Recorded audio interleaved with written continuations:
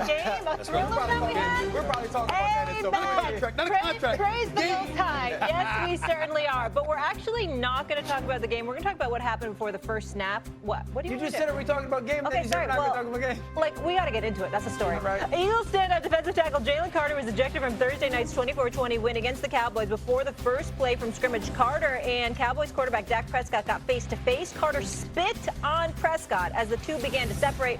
Both Dak and Carter on what went down post-game. You know, it was a mistake that happened on my side, and it just won't happen again.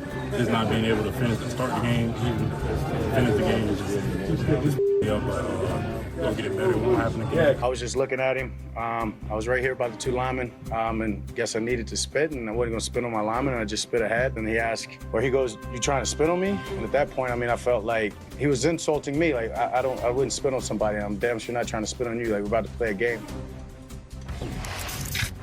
Ultimate sign of disrespect. Carter's ejection was the fastest by a player in an NFL game since 2005 when the Eagles' Jeremiah Trotter and Falcons' Kevin Mathis were ejected for fighting prior to kickoff. Stephen A., coming to you here first. Your reaction to what went down in Carter's ejection? Utterly disgusting.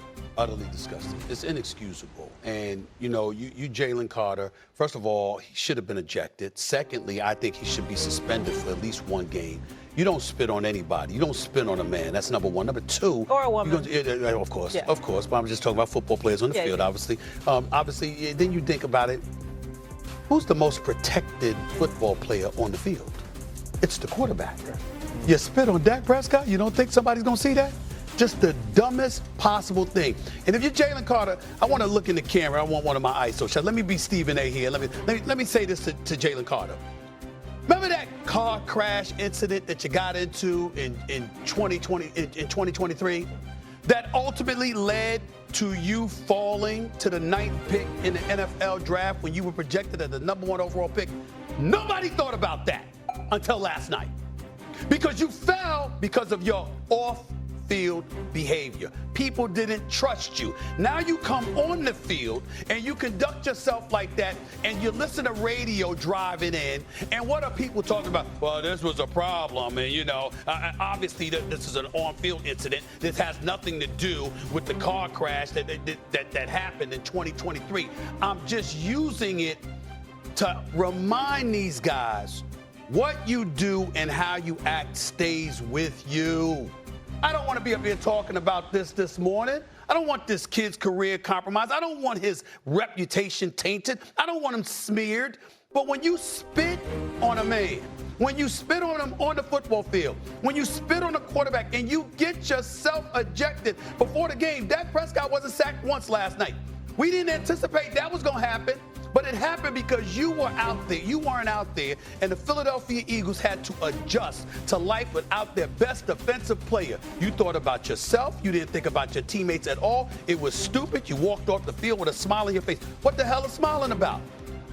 What the hell was there to smile about? It was stupid. It was immature. And as far as I'm concerned, not only does he deserve a rejection, he deserves a suspension because of that. Because you got to send a message of you to the league.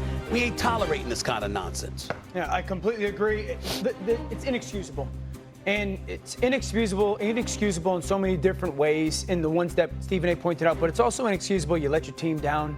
It's inexcusable you let your organization down, you let your fan base down, you let your teammates down. And so somebody has to get into the ear of Jalen Carter and just get him to truly understand the big deal.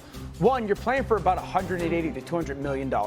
If Jalen Carter goes and has the year this year like he did last year, he'll top Micah Parsons' contract more than likely. So just getting him to understand how important everything that he does this year. And RC knows this. We often hear or have heard the importance of a player like Nakobe Dean when it comes to Jalen Carter. And everybody at Georgia would intimate it, and then people even in Philadelphia would intimate. Nakobe Dean would just get him to understand how he acted, impacted the perception, the leadership that he would display, how he would get him to focus on the job and make sure that he wasn't off the field distracted and Nakobe Dean wasn't there because of the injury. And so I think it's paramount. I agree that there's going to be more than likely a suspension. I think there should be. But just people in that locker room really using this as an example of Jalen. No, like Jalen, you're too important of a player, and also you have too big of a future in the generational wealth impact that he can have if he's not making those ridiculous decisions. Yeah, and that's the thing too. That's the decision, right? It's not a mistake when you spit on a human, right? What you're telling another human when you spit on them is you're not worth my discretion. You're not worth my respect. You're not worth my compassion. Like that is saying to someone else, you're the lowest of the low, right? When I'm walking outside, I don't spit on the ground, right? Because I have a level of respect for the people around me. So to look at a man in his face and do that, it's not only disgusting, right? But it's a level of stupidity that can't even be fathomed. Because here you are, one of the best players in the entire league. It's the first game of the season. You're the defending Super Bowl champs. You're standing across from not only America's team, but America's quarterback in the sense that Dak Prescott is the highest paid player in NFL history. The entire world is watching this game. And the reason they're watching this game is because they've all been told on First Take and on Get Up and on NFL Live that the defensive tackle for the Philadelphia Eagles is going to wreck this game. Instead, the Dallas Cowboys changed their entire playbook, their entire idea and game plan of what they were going to do because you were too stupid to control yourself. And it's not a situation where Dak Prescott did anything to you. This was you not respecting yourself, not respecting your teammates enough to make good decisions. And I don't know what the NFL does going forward, but an example does need to be made. And if you're Jalen Carter and what Stephen A is saying is correct in this sense, the way you present as a human gets you paid just as much as what the film says. That's right. And Jalen Carter has to be somebody that can be relied upon, that can be responsible, and now going forward has to be accountable. We're going to leave it there. It's not a mistake. It's a decision. So well said. Guys, the Cowboys may have let one slip last night, though. Pro Bowl wide receiver CeeDee Lamb had 3 drops, including 2 in the fourth quarter that prevented the Cowboys from pulling off the